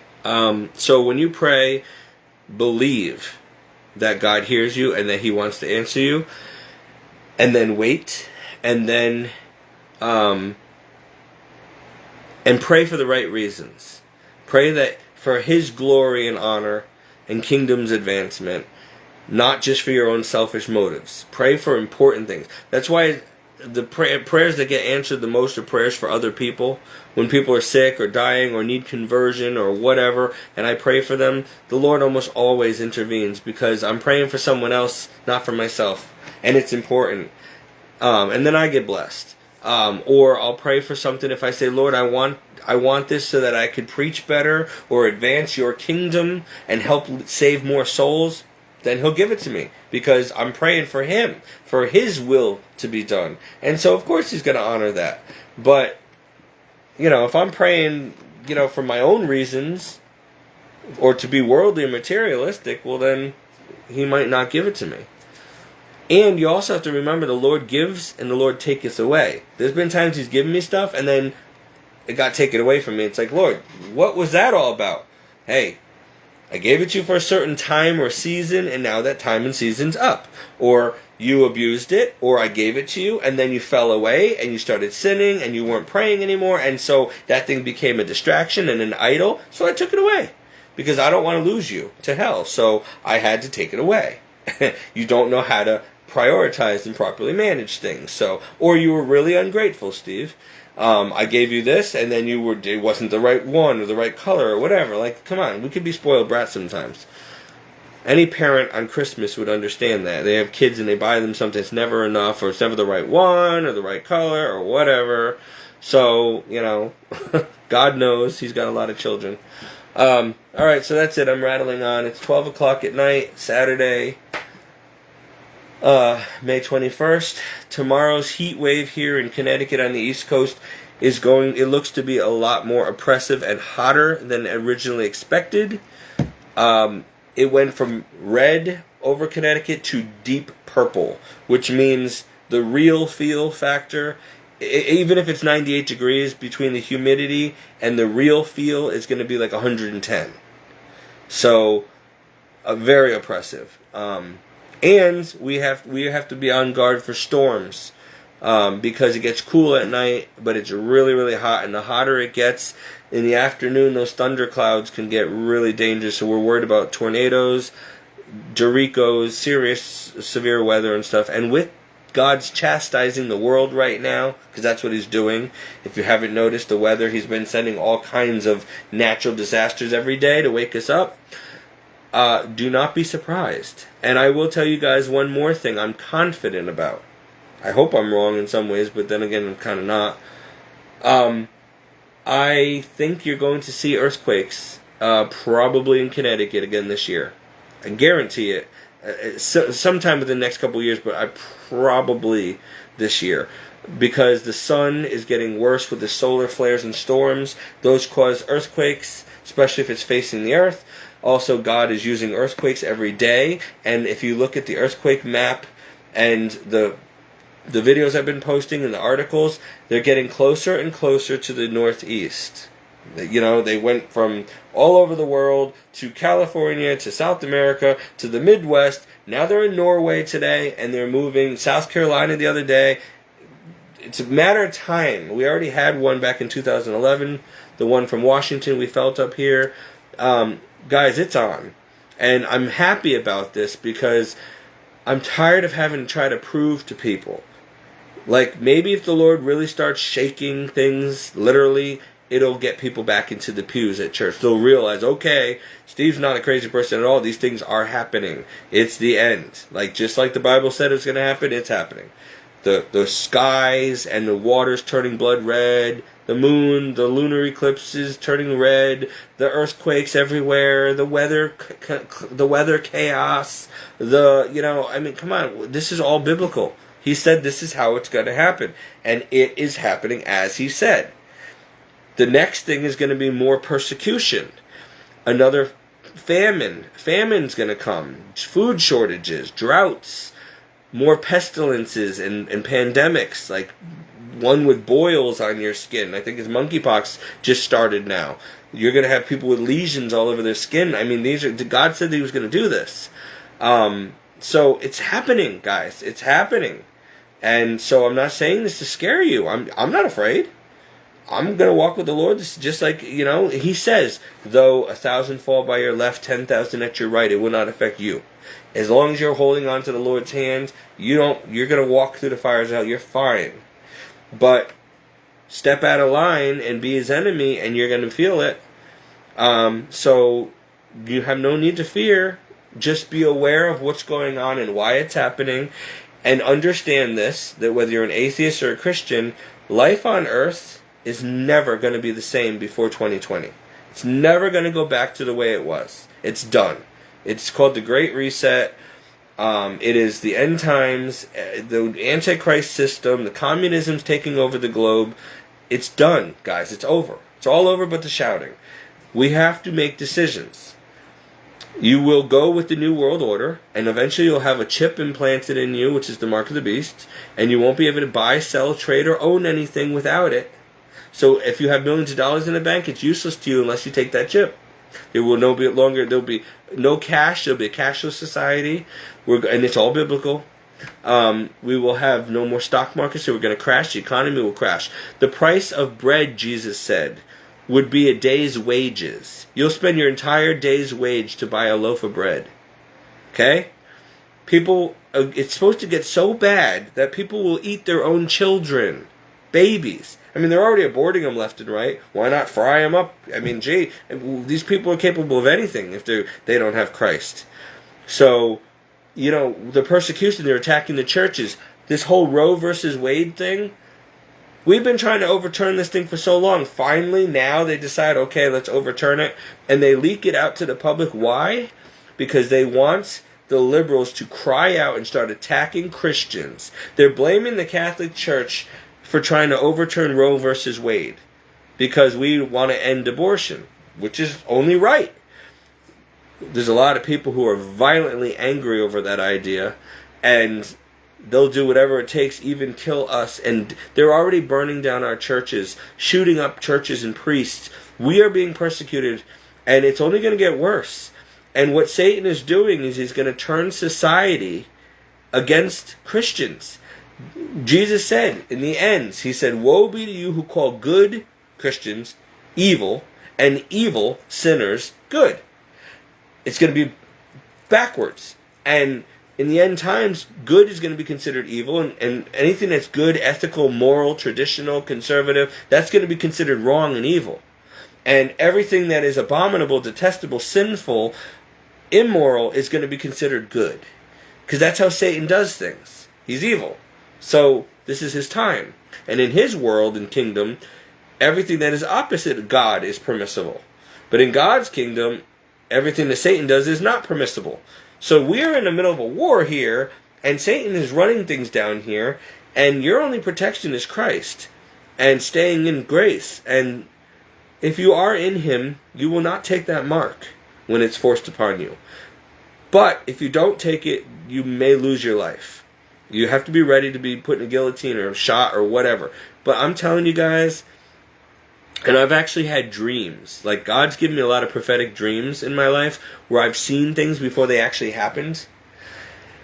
And a couple of the dreams were me being martyred. And I was shot a couple times by firing squad. And yeah, that hurt pretty darn bad. I felt every bullet pierce my body. And then I was thrown into a ditch with a bunch of bodies and landed on a pile of dead bodies. And then I woke up. Another time I was burned up in a couple times, nuclear explosions during a World War III. And I was there, and there was the mushroom cloud, and next thing you know, the heat and the skin's melting off of me, and I had to feel that. I wouldn't recommend it. The guillotine, all kinds of stuff. So he's let me experience these things to kind of give me a heads up of what's coming, and I know what it feels like without having to have had to go through it. Those dreams were so vivid that I could still feel the pain. But I'm telling you this much, it wasn't as bad as you think. Oddly enough. Like, it wasn't as bad. And once the pain ended within seconds, I was out of my body and I was dead, and we move on. Like, so please don't be afraid of death. And again, I've been drowned 4 times. I've been in car accidents, plane crashes, anaphylactic shock, died during surgery. If you're afraid of death, it's the judgment you're afraid of. But if you know that you love the Lord sincerely and you really want to go to heaven, you really want to serve the Lord, you don't need to fear.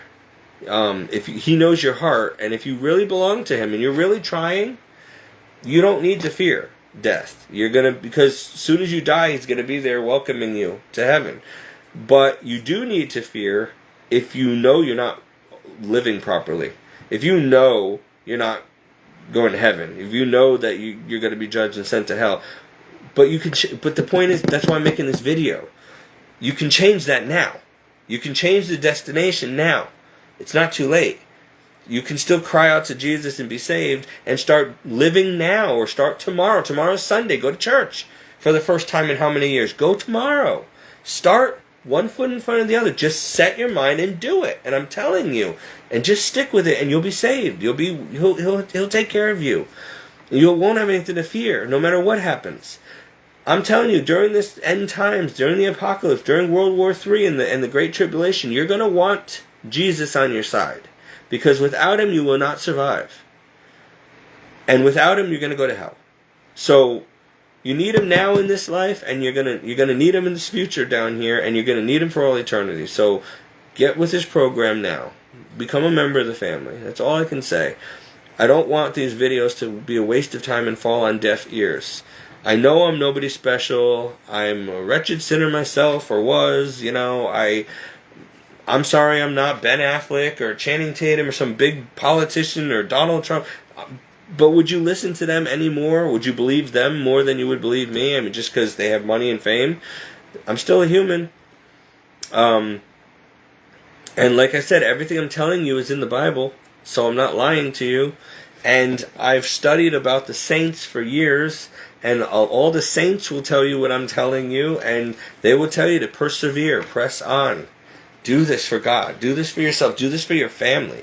Because also Jesus said, so that you and your household would be saved. So if you have kids and they're away from the Lord, and you get saved, you can get them to heaven too. But you can't do that if you can't save anybody if you're not saved yourself. So work on your relationship with Christ and pray for your family, and God will hear your prayers as a mother or father or whatever for your kids. He will. In fact, I'm telling you, Jesus said that a widow or a divorced wife, a single mother, whether divorced, widowed, whatever, a mother at all, period, just any mother really, a mother's prayers are very powerful before the Lord, especially for her children. Even if her children are already dead, God still hears her prayers for their children, whether they're in heaven or purgatory or whatever. So it's never a waste. So please understand the power of prayer, and that's why he says pray constantly. Because prayer is your guarantee to go to heaven, and it is your birthright. It is your power. It is your relationship with God. It's your connection. It's everything. Alright? So, that's it. I think I've covered everything. Yeah, pretty much. Pray for me, please. My heart's bothering me now. I'm dehydrated. It's hot. Ugh. And, I just, like I said, with my health issues, I don't know when the Lord's going to call me home. It could be any time. I hope not, but, then again, if I do, as long as I go to heaven, I don't care. I mean, what am I leaving behind down here? I don't want to be here for the tribulation, because I know how bad it's going to be, so I'd rather not be martyred if I don't have to be. So, if he calls me home tonight, as long as I'm with him, fine. But if he wants me to stay down here and, be a priest or get married or whatever, be a general in his army down here in the end times, well then so be it. I'm just happy to do this, And tonight, we went to church and then we had dinner and all that stuff, but then I was filled with I was so bored. Like, there's things I need to get done around here, like laundry and stuff like that, whatever. Things I could be doing, but this was important. I promised God I would do this. But I was so bored and distracted with this missing people and like, gee, it's Saturday night. It's been forever since I ever just got to hang out with a buddy, go for a walk, maybe go see a movie, do something, But then I'm like, you know what? I'm going to pray. And as soon as I started praying and doing these videos in my ministry, the boredom left. And then I started feeling as I'm doing it, this is too important. Like, whoever needs to hear this or whoever's going to hear this in the future, this is saving someone's soul out there. That's way more important than me going and having fun at a bar or a bowling alley or something with some friends on a Saturday night. Right? So, I'm not bored anymore. And you know what? I also used to love being in front of the camera when I was in the mood as an actor. I loved entertaining, singing, making movies, TV shows, all that stuff. Well, with the help of technology, I'm kind of doing what I love to do, just in a different way. Instead of being a character actor, I'm preaching to people. And it's fulfilling. Like, I really love this. I love being on camera. I love making videos for people. I love teaching. I love preaching. I love everything theological. And I love leading people. And I just love being able to do this. It's like just like being on camera acting or being on a TV show. And so I get to use that passion, that talent that would have brought me away from God. And I get to use those skills I acquired over the years in the industry to serve God's kingdom and to inspire people and, bring them to Jesus. What more better rewarding job is there? Like, that's awesome. And so I'd rather make these videos on my Saturday and Sunday nights, my nights off, than go out with friends and have a beer or, go fishing or whatever it is we do. Yeah, those things are nice, but when I'm out there doing stuff like that, which is very rare, I feel guilty, like, this is fine, but I really should probably be praying or making a video and helping minister to somebody and saving souls right now instead of wasting money and time here. Doing worldly activities that's nothing, And honestly, when I go out in public, I try to love people, I really do, but you can tell a Christian from a non-Christian. Their energy, the demons around them, the darkness, the feeling that you get it's repulsive. I don't want to be surrounded by godless people, godless society. I get very uncomfortable. Like, I'm in a restaurant, I know I'm different. I don't think like them, talk like them, act like them. It's like, it's so weird. You feel like you're in a foreign country. Like, this is no longer my world, no longer my kingdom. Like, my kingdom somewhere else. Like, I'm like an alien down here just traveling through. I don't fit in anymore. And they sense that on you. They can literally sense Christ in you. Maybe they don't know it's Jesus, but they know you're different. And they can tell you're a Christian. It's weird. It's how that happens, but they sense it. The devil knows his own. The world knows its own. And we Christians know our own. I could sense a Christian without them even telling me. I just know. So, yeah, it's just, I like to be with my own people. I'd rather be at church surrounded by people like me, other Christians, but I will go out like a sheep among the wolves and try to convert some wolves into some sheep, if I have to. And I do it whenever I can, but it's a lot more fun to be around my own people, my own Christians, brothers and sisters. And like I said, I would rather pray and make ministry videos.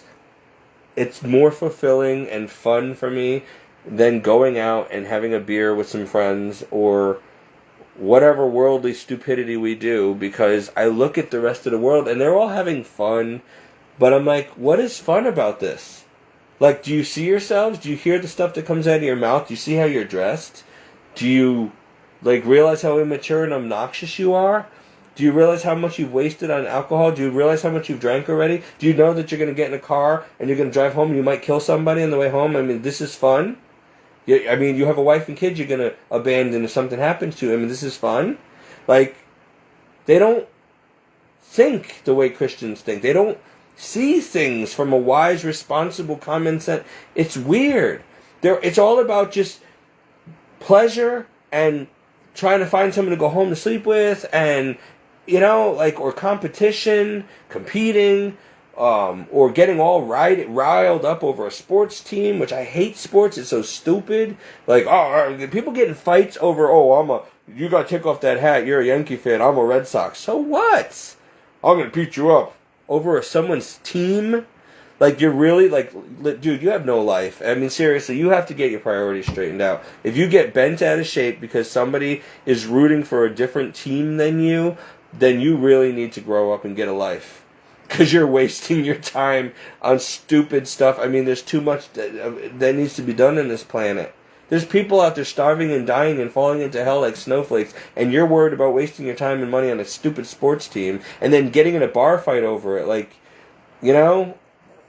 just there's a huge difference between the world and the way Christians think. We think like Jesus. They think like the devil.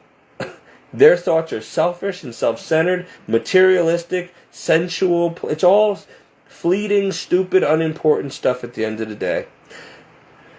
And we're sitting here thinking, how can we save souls? How can we save the world? Gee, can I? Do you think that maybe I can save someone's life? Who needs prayer? That's my thoughts. Like, who needs help here? Who's starving? Do I have money to feed someone today? That's what I do. That's my thought.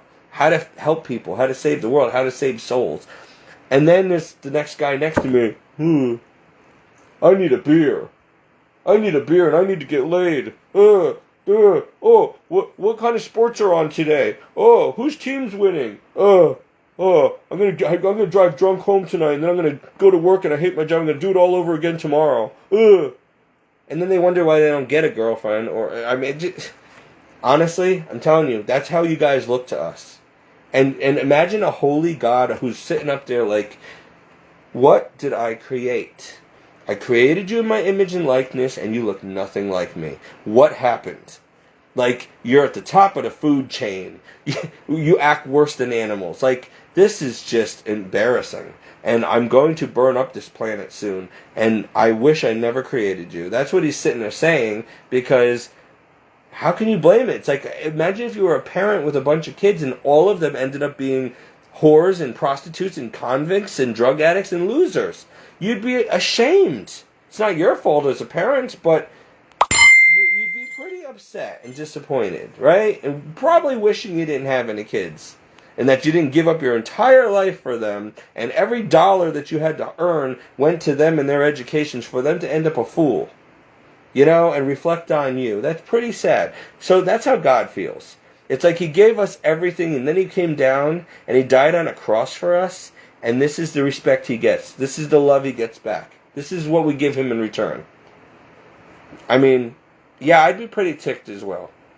So, try to think of it from his perspective. That's why he said, come out of the world. Wake up, you slumberers, and come out of the world. It's going nowhere fast. Get out of there and go home. Come be saved. Because they're all going to hell at the end. Get out of there and start swimming upstream. Come out of the world, be in the world, but no longer attached to it. No more like it. Don't be like this world anymore. Your kingdom is in heaven. So that's what you need to be focusing on now. Stop. If you want to soar with the eagles, you got to stop hanging around in the mud with the chickens. Chickens walk around their poop all day long, pecking at the dirt. Like, they can't fly. They're filthy. But yet a regal eagle flies so high they fly above the stratosphere. Like, they can see everything. They're beautiful animals. They're clean. You know, I'd rather be an eagle than a chicken. Chicken are meant to be slaughtered. They're poultry. So, think about it. Do you want to fly with the eagles, or do you want to remain with the chickens? Do you want to be someone's dinner? That's what the Lord's trying to say. Like, I'm trying to do something with you and bring you out of this and make you something great. Why do you want to stay down there in that filth? Like, I'm trying to pull you out of the gutter. So come on. But people just want to stay. They're like pigs. He refers to them like swine. He says, you know what he says? He says, do not waste your precious pearls on swine. In other words, the kingdom of heaven, the knowledge of heaven is like a precious pearl.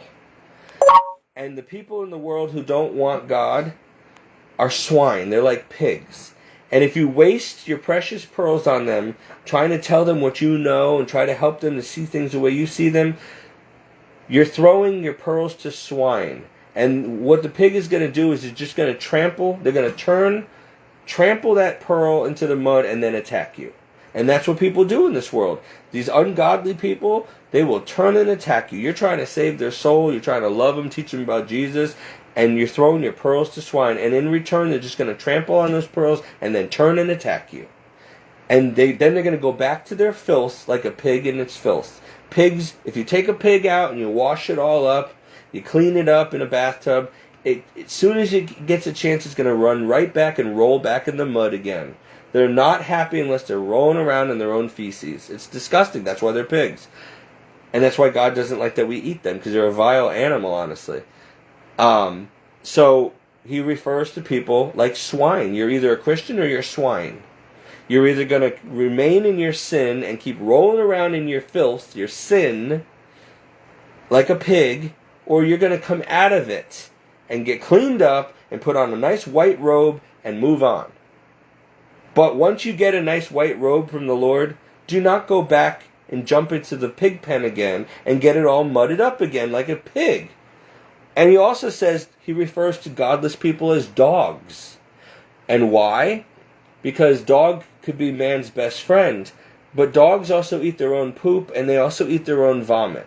And that's disgusting, okay? And so the Lord says, if you come out of that lifestyle and you start walking with me and I clean you up and I tell you all these godly things and tell you how to get to heaven, but then you go and you jump back into your sinful past, your sinful lifestyle again, you are like a dog returning to its vomit. A dog will throw up on the carpet and then 5 minutes later it'll go back and eat it again.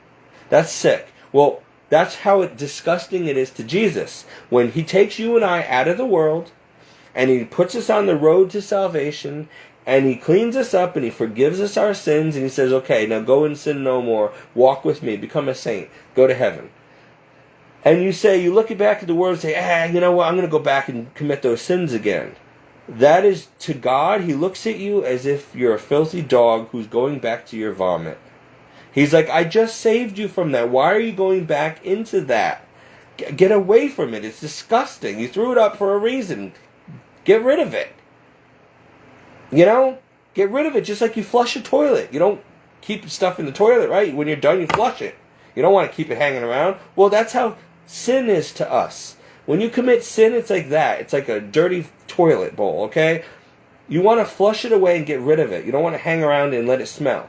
So when you return to your sins, that's what God sees. He cleans you up and then you go and do something like that. That's vile. So this is how big of a deal it is to him. I'm telling you. And it makes sense. All our bad habits are nothing but destructive. Get rid of it. Flush it like a turd and be done with it. Don't hang around it. Don't look at it. Don't touch it. Get away from it. It's garbage for a reason. And so you're either going to be in the kingdom of heaven and you're going to be cleaned up and you're going to become like Christ, or you're going to remain like these filthy dogs and pigs, just reveling and rolling in your sin, like pigs in the mud, like dogs in their vomit. Choose this day what you want. Do you want to go to heaven or you want to go to hell? It's not rocket science. I'm using analogies so that people will understand. And Jesus spoke this way himself. He really did.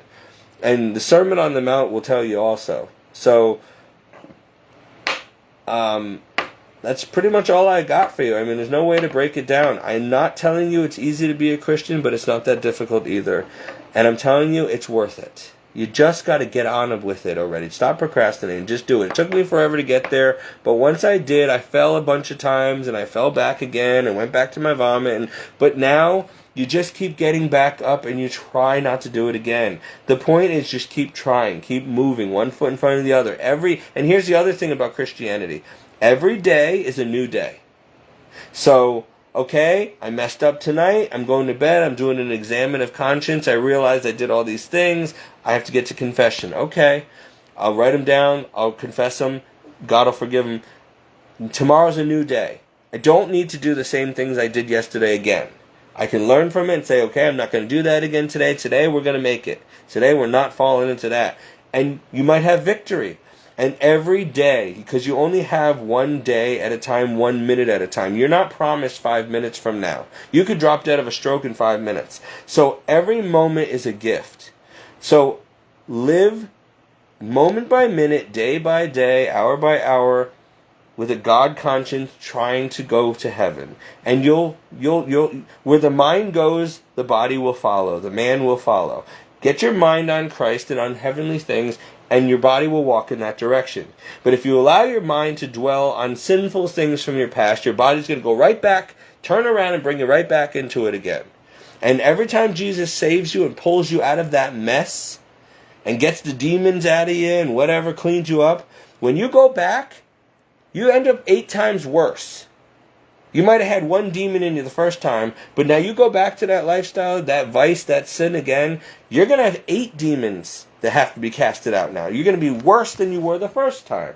And people who keep doing this, they're called fork-tongued, double-minded people. 1 foot in the kingdom, 1 foot in the world. They're called lukewarm. Jesus said, I'll spit you out of my mouth. I'd rather you be cold or hot, not in between. You know, people like to drink their coffee hot, or they like their coffee iced coffee. They do not like it room temperature. Who wants to sit there and drink room temperature coffee? That's disgusting. You either want it hot or you want it cold. And that's how Jesus wants you. You either want a yes from you or a no. He wants you on fire for him or cold. But not lukewarm, that's gross. He'll spit you out of his mouth, he says. Because lukewarm irritates him. It's like, well, I want to go to heaven, but I'm still attached to the world, and I won't let go of this. And, you know, I love you, Jesus, but I love my sin too. And he gets aggravated with that. And he's like, are you coming or going? What are you doing? You walking with me? Because every time I look back, you're way back there. I got to keep coming and get you. It's annoying. He doesn't have time for that.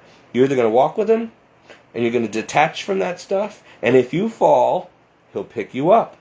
But if you stay down, or if you fall and then go running back, that's on you. And then you're walking away from him. He never leaves us. Once we say we want him and we want to walk with him, he's there by our side, holding our hand the whole time. He will never leave or forsake you. But when you leave or forsake him for sin, or to, oh, it's too hard, or I don't want to do this anymore, you're the one leaving him. So, and then if you die like that, you died separated from him, you're going to hell. There's nothing he can do about it. But if you die with him, you're already with him. You're going to wake up and you're going to be in his arms and you're safe. So why would you want to do that? You know? That's like, thank you, that makes a lot of sense. All right, this is what I'm going to close this video with, because the Lord just told me to tell you this. He says, how did you put it? Walking with Jesus is like skydiving with a parachute. But to walk without him, to forsake him, to leave him, to turn your back on him, is like jumping out of an airplane without a parachute. One leads to life. One way you'll live, one way you'll die. That's certain death. So, if you're falling out of a plane, you want a parachute. If you don't have one, you're going to be very sorry. Because all you know that in a few minutes you're going to be splattered on the ground and it's going to hurt. And then you're going to be dead. And you know that. And the whole way down, you're not going to be enjoying the fall. You're going to be terrified knowing that your end is going to be bad. Well, that's how people who don't have God are. They're like people jumping out of an airplane without a parachute. They know they're going to die. And not only that, they know it's going to be a terrible, painful ending in hell. And that only hell awaits them. But if you have a parachute and you're trained and you got the Lord with you, and now you can jump out of a plane and enjoy the flight. And then just pull the string and land softly, and you live another day and you're happy. See? So to live a life without Jesus is as stupid as jumping out of an airplane without a parachute. God bless. Have a good night. Get to church tomorrow, please, for your own good. Love you guys.